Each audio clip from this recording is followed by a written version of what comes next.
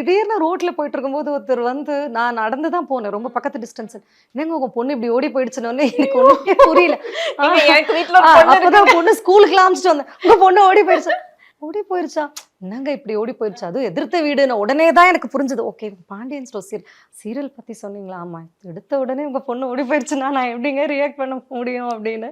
So சடனா அவங்க வந்து நீங்க சொல்றபடி அந்த கேரக்டரா பார்ப்பாங்க. காயத்ரி பிரியா ஆர்டிஸ்ட் அதெல்லாம் தாண்டி இப்போ அந்த வடிவு பண்றோம் அப்படின்னா அதுவா தான்.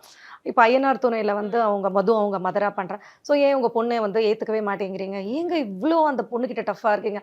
நம்ம இருக்கணும்னு சொல்லிட்டு அப்படி இருக்கிறது இல்லல்ல. அந்த கேரக்டர் அப்படி. இதுக்கு சொல்ல வந்தேன். அதே கேரளா, மலையாளம் போம்போது கங்கான்னுவாங்க. லாட் ஆஃப் பீப்பிள் ரெகக்னைஸ் ட்ரெயின்ல போம்போது கங்கா சேச்சி, கங்கா சேச்சின்னுவோம். அந்தந்த ஊருக்கு அந்தந்த ஒரு பேரு. உங்களுக்கு என்னைக்காச்சும் வந்து ஒரு ப்ரவுட் மொமெண்ட்டா இருந்திருக்கும்ல. என் என் வைஃப் வந்து ஒரு பயங்கரமான ஒரு ஆர்டிஸ்ட். அந்த மாரி ஒரு ப்ரவுட் மொமெண்ட் என்னைக்காச்சும் நடந்திருக்கா? அது எப்பவுமே இருக்கு. It's you feel proud that she is getting recognised. அம்யூசிங்கா இருக்கும். சம்டைம்ஸ் போயிருக்கும்போது கோவில் போயிருப்போம். ஆக்சுவலி இனிஷியல் பீரியட்ல வந்து ஒரு வாட்டி கல்யாணம் பண்ணிட்டு வி வென்ட் டு அவர் குலதெய்வம் கோவில் டவுன் ஹோம் சவுத். டவுன். திருக்குறங்குடின்னு ஒரு ஊர். அங்க மேல் நம்பி கோவில்.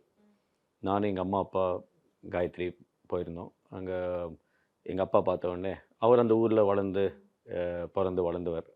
ஸோ அந்த இந்த பட்டரை பார்த்துட்டு ஏய் நீ வந்து அந்த வாத்தியார் நாராயணனோட பையன் தானே அப்படி இப்படின்னு சொல்லி எல்லாம் ரிலேஷன்ஷிப்லாம் பில்ட் பண்ணார்.